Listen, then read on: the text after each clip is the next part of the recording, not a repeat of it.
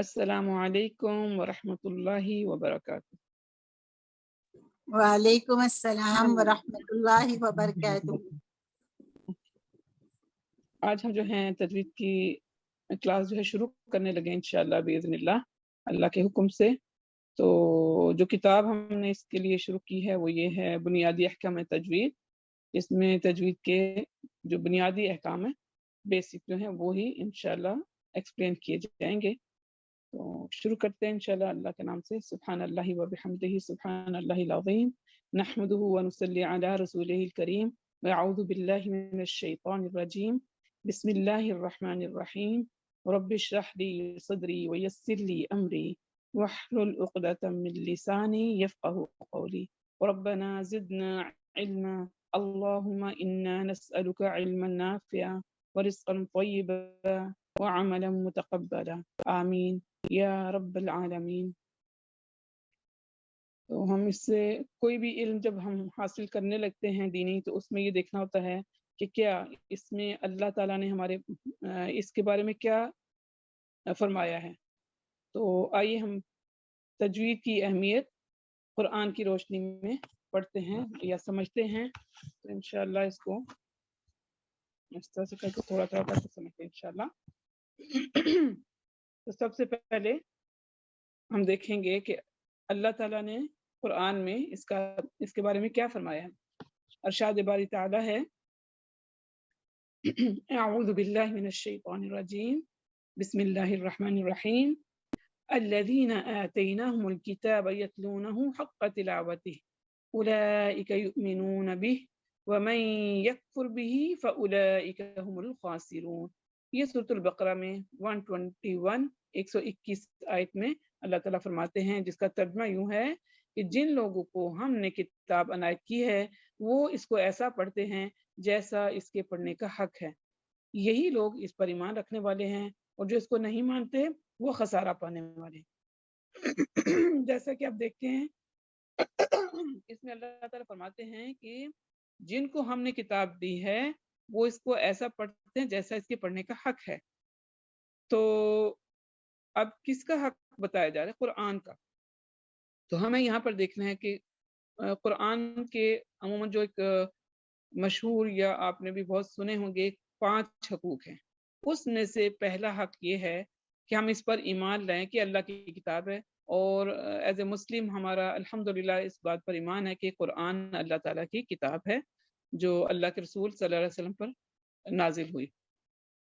اور ایمان لانے کے بعد کیونکہ یہ کتاب عربی میں ہے، ہماری زبان نہیں ہے، اس لیے ہمیں اس کو سمجھنا، اس کو پڑھنے کے لیے کہ کیسے پڑھنا ہے، ہاؤ ٹو ریڈ، تو اس کے لیے تجوید کی ضرورت پڑے گی۔ تو دوسرا حق ہو گیا تجوید سے پڑھنا۔ پھر وہی بات آ گئی کہ زبان بھی نہیں ہے تو اس کو پھر اس کا ترجمہ سمجھنا، تیسرا حق ہو گیا اس کا۔ جب ہم نے اس کو پڑھنا سیکھ لیا، اس کا ترجمہ یعنی ٹرانسلیشن ہمیں سمجھ آ گئی کہ کیا لکھا ہوا ہے، تو پھر چوتھا حق یعنی کہ ہم پر عمل کرنے کا آ جائے گا کہ ہم اس پر عمل کریں۔ جب عمل کیا تو پھر دوسروں کو پہنچانا اس کا 5واں حق ہو گیا۔ یہ 5 حقوق ہے جن میں سے ہم اس وقت جو ہے وہ اس کا یعنی کہ ایمان لانے کے بعد فوراً جو ہے وہ ہے تجوید کے ساتھ پڑھنا۔ تو اس کے مطابق ہم آج جو ہے یہ کلاس جو شروع کی ہے اسی پہ ہم فوکس کریں گے انشاءاللہ کہ تجوید کے ساتھ پڑھنے کے لیے سارے یہ لیسن جو آگے پڑھیں گے ہم انشاءاللہ۔ اسی طرح اللہ تعالیٰ ایک جگہ اور فرماتے ہیں سورۃ الاسراء 106 آیت میں اللہ تعالیٰ فرماتے ہیں وَقُرْآنًا فَرَقْنَاهُ لِتَقْرَأَهُ عَلَى النَّاسِ عَلَى مُكْثٍ وَنَزَّلْنَاهُ تَنزِيلًا۔ سورۃ الاسراء آیت نمبر 106۔ اور قرآن کریم کو ہم نے تھوڑا تھوڑا کر کے اس لیے اتارا ہے کہ آپ اسے ٹھہر ٹھہر کر لوگوں کو سنائیں، اور ہم نے خود بھی اسے بتدریج نازل فرمایا۔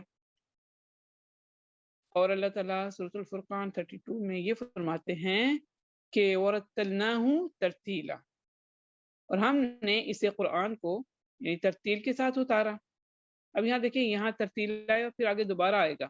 اللہ تعالیٰ ایک جگہ سورۃ المزمل آیت نمبر 4 میں فرماتے ہیں وَرَتِّلِ الْقُرْآنَ تَرْتِيلًا، اور قرآن کو ترتیل کے ساتھ، ترتیل مطلب خوب ٹھہر ٹھہر کر پڑھو۔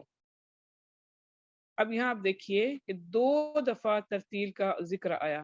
ایک جگہ اللہ تعالیٰ یہ فرما رہے ہیں کہ ہم نے ترتیل سے ہی نازل کیا ہے، اور پھر حکم دیا ہے، اور تل جو ہے نا یہ اس میں حکم پایا جاتا ہے، امر کا صیغہ ہے کہ آپ ترتیل سے ہی قرآن کو پڑھو، جو کہ ہمیں مطلب اس کا پتہ ہی نہیں تھا کہ جب یہ تجوید سیکھنے بیٹھے تو پتہ چلا کہ ترتیل کیا ہے اور ترتیل سے پڑھنا کیسا ہے۔ انشاءاللہ بھی آپ بھی جب سیکھیں گے تو آپ کو بھی پتہ چل جائے گا باذن اللہ۔ تو اب ذرا 2 دفعہ یہ چیز آ گئی تو پھر حضرت علی رضی اللہ تعالیٰ عنہ سے کسی نے ترتیل کے معنی پوچھے تو آپ رضی اللہ تعالیٰ عنہ نے فرمایا الترتیل هو تجوید الحروف و معرفت الوقوف، یعنی حروف کی تجوید کے ساتھ ادائیگی اور وقوف کی معرفت کا نام ترتیل ہے۔ تو یہاں تک آپ نے دیکھا کہ اللہ تعالیٰ نے اس کے بارے میں کیا فرمایا، حضرت علی نے ترتیل کے جو معنی ہیں اس کو سمجھایا۔ اگر یہاں تک اگر آپ کا کوئی کوشچن ہو تو آپ پوچھ سکتے ہیں، ورنہ یہاں پہ ہم اس کو 2 حصوں میں تجوید کے وہ بتاتی ہوں، تب تک آپ کے ذہن میں کوئی سوال ہو تو آپ پوچھ سکتے ہیں۔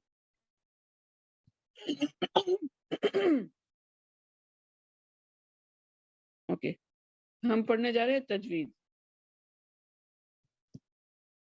اوکے، تو تجوید جو ہے جیسا کہ آپ نے ابھی دیکھا، ابھی ہم نے قرآن کی روشنی میں سمجھا۔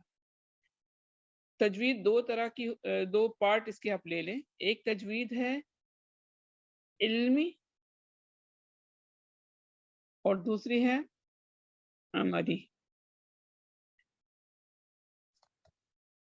اوکے، اب علمی اور عملی دونوں کے لیے بعد میں ابھی جیسے ترتیل سے کہا اللہ تعالیٰ نے کہ ہم نے ترتیل سے ہی نازل کیا اور ترتیل ہی سے پڑھنے کا حکم دیا گیا ہمیں، تو ان دونوں کو ہم ملا لیں اگر علمی اور عملی، تو جب ہم نے پڑھنا ہے اس کو تو ہم نے پڑھنا ہے ترتیل سے۔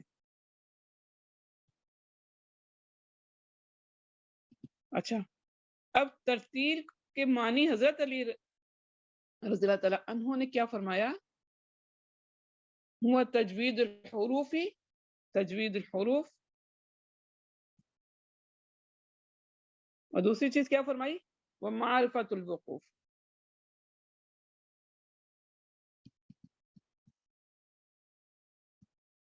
اوکے، اب تجوید الحروف میں ساری چیزیں آگے جب آپ ڈیٹیل سے پڑھیں گے نا تو اس کی ساری ڈیٹیل آئے گی، ان کے مخارج آ جائیں گے، ان کی صفات آ جائیں گی۔ اگر شارٹ میں ساری پوری کتاب کو اگر کہیں تو 2 پارٹ میں، ایک مخرج ہے ایک صفات ہے۔ اب صفات کی پوری ڈیٹیل، پوری کتاب جو بھری ہوگی، شروع میں مخارج ہوں گے اور بعد میں اس کے سارے صفات ہوں گے، اس میں صفات لازمہ بھی ہوگی، عارضی بھی ہوگی، یہ آگے جا کے آپ کو ایسا ایسا پتہ چلے گا۔ یہ سارا تجوید الحروف سیکھنے کے بعد، مخارج اور صفات سیکھنے کے بعد، پھر اینڈ میں آپ کو، کیونکہ وقف کب ہوتا ہے، آخر میں جب آپ سٹاپ کرتے ہیں تو پھر آپ کو سارا چیپٹر جو ہے وہ وقف کے بارے میں بتائے جائیں گے کہ وقف کیسا ہے، یعنی اس میں آ جائے گا وقف والابتداء۔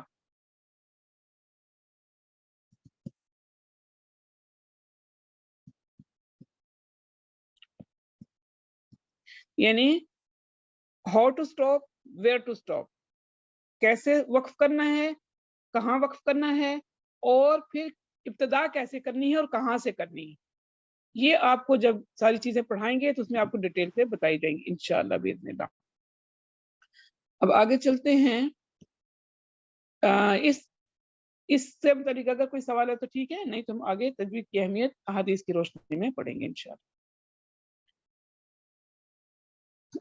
پہلے ہم نے دیکھا کہ اللہ تعالیٰ نے اس کے بارے میں کیا فرمایا، اب ہم دیکھیں گے کہ اللہ کے رسول صلی اللہ علیہ وسلم نے اس بارے میں ہماری کیسے رہنمائی فرمائی ہے، یا ہمیں کس طرح سے اس کے لیے اس کی اہمیت، اس کی فضیلت اور اس کے بارے میں کیا فائدہ ہے، یا ہمیں کیا کرنا چاہیے، یہ ساری بہت ساری حدیث ملتی ہے ہمیں، جس میں سے ظاہر ہم پورشن میں ہم نے ڈالنی ہے تو تھوڑی سی چند حدیث جو ہم نے اس حوالے سے لی ہیں، جن میں سے سب سے پہلے جو میں نے اس میں لی وہ، اور اکثر آپ نے بچپن سے سنتے بھی چلے آئے ہوں گے، تو ہم دیکھیں گے کہ اللہ کے رسول صلی اللہ علیہ وسلم کے جو صحابی ہیں، حضرت عثمان بن عفان رضی اللہ تعالیٰ عنہ سے روایت ہے کہ رسول اللہ صلی اللہ علیہ وسلم نے فرمایا، خیرکم من تعلم القرآن وعلمہ، یہ بخاری کی حدیث ہے، اور ترجمہ اس کا یہ ہے کہ تم میں سے بہتر وہ ہے جو قرآن کو سیکھے اور سکھائے۔ اب یہاں پہ دیکھیے دونوں، بعض لوگ ہم جب ہمیں یاد ہے کہ جب ہم اسٹوڈنٹ ہم ٹیچر کو بہت زیادہ سوچتے تھے اللہ ان کو کتنا آتا ہے، یہ کتنی اچھی ہے، سارا کچھ ذہن میں ہمارے بڑا وہ رہتا تھا، تو اتنا ڈیٹیل سے سمجھا ہی نہیں کہ سیکھنے اور سکھانے والے دونوں کو اللہ کے رسول صلی اللہ علیہ وسلم نے کہا کہ بہتر ہے۔ خیرکم، تم میں سے کون بہتر ہے جو قرآن کو سیکھے اور سکھائے۔ تو پہلا کام تعلم یعنی سیکھنا ہے، جب سیکھیں گے تو پھر بعد میں سکھائیں گے بھی انشاءاللہ۔ امید کرتے ہیں کہ اب اس میں آپ جتنے بھی ہیں انشاءاللہ اس کو سیکھیں گے بھی اور آگے چل کر پھر سکھائیں گے بھی انشاءاللہ۔ یہ سلسلہ اسی طرح سے چلتا رہے گا انشاءاللہ باذن اللہ۔ اس کے بعد ابو امامہ رضی اللہ تعالیٰ عنہ سے روایت ہے کہ رسول اللہ صلی اللہ علیہ وسلم نے فرمایا اقرأ القرآن فإنه يأتي يوم القیامة شفیعا لأصحابہ۔ یہ مسلم کی حدیث ہے جس میں یہ ہے کہ تم قرآن کی تلاوت کیا کرو۔ کیوں؟ کیونکہ یہ روز قیامت اپنے پڑھنے والوں کا سفارشی بن کر آئے گا۔ تو انشاءاللہ ہم تجوید کے ساتھ سیکھ کر اچھی تلاوت کرنے کی کوشش کریں گے تاکہ یہ ہمارے حق میں سفارش کریں انشاءاللہ۔ پھر اسی طرح حضرت عائشہ رضی اللہ تعالیٰ عنہا سے روایت ہے کہ وہ کہتے ہیں کہ رسول اللہ صلی اللہ علیہ وسلم نے فرمایا الذي يقرأ القرآن وهو ماهر به مع السفرة الكرام البررة والذي يقرأ القرآن ويتتعتع فيه وهو عليه شاق له أجران متفق عليه۔ تو اس کیا مطلب اس کا کہ جو شخص اس حدیث میں نا دو طرح کے لوگوں کا ذکر ہے۔ نمبر 1 کون ہے؟ جو شخص قرآن کریم کی تلاوت کرتا ہے جبکہ وہ اس میں مہارت بھی رکھنے والا ہے، وہ نیکوکار معزز لکھنے والے یعنی فرشتوں کے ساتھ ہوگا انشاءاللہ۔ یہ ایک ٹائپ کے لوگ ہیں۔ دوسرے کون ہیں؟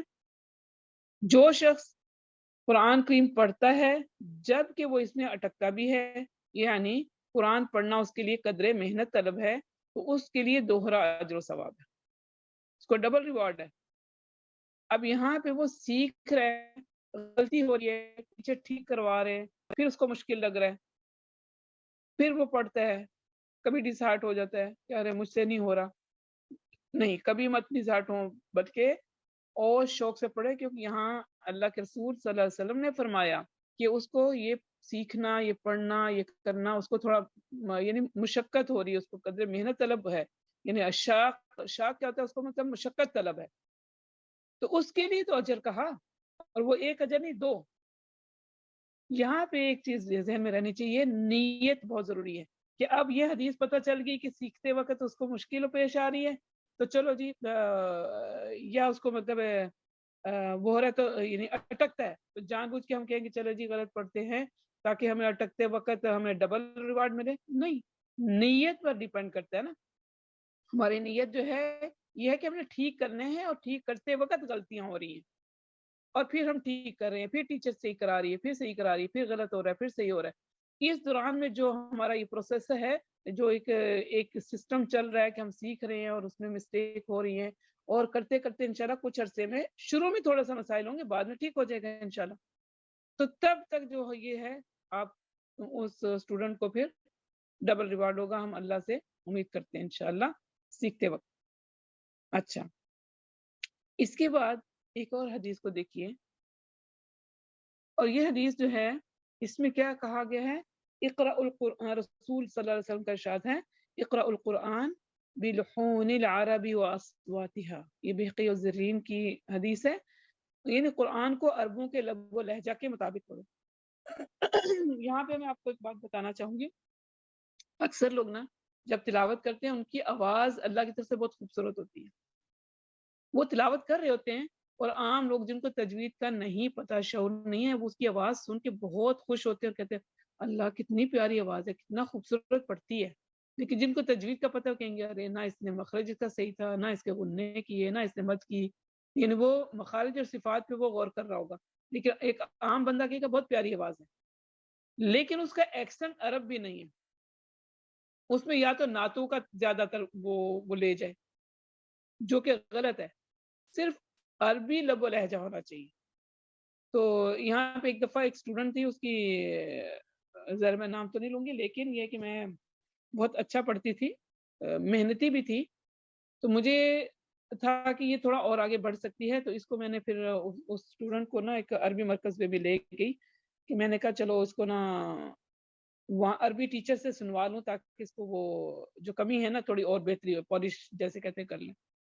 تو جب اس نے سنا نا، جو چیز مجھے فیل ہوتی تھی میں خود نہیں چاہتی تھی، میں کہتی تھی کہ عربی ٹیچر بولے تو زیادہ بہتر ہے۔ جب اس نے کہا کہ ماشاء اللہ یہ بہت اچھا پڑھی ہو لیکن تمہارا ایکسنٹ عرب نہیں ہے، عجم کا ہے، تو تمہیں اپنا عرب ایکسنٹ کرنا ہے۔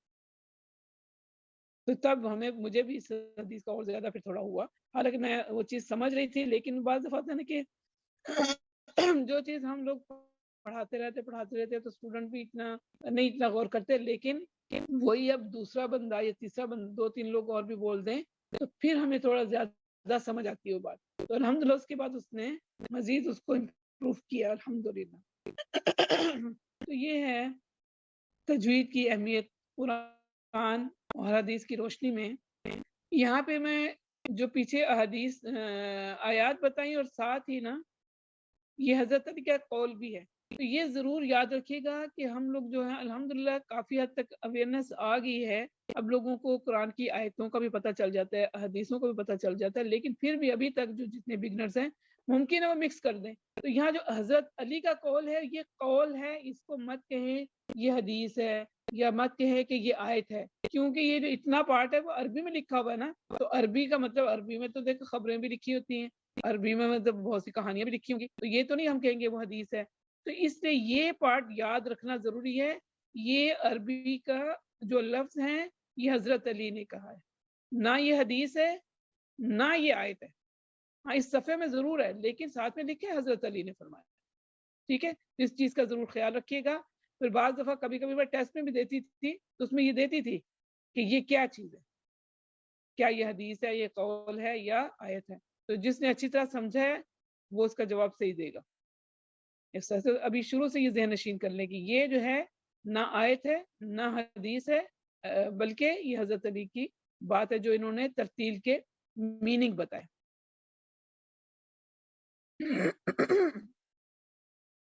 جی اتنا جو ہم نے پڑھا ابھی تک، آپ کو امید کرتی ہوں کہ چیزیں کلیئر ہو گئی ہوں گی، لیکن پھر اگر آپ کے ذہن میں کوئی سوال ہے تو آپ کر سکتے ہیں۔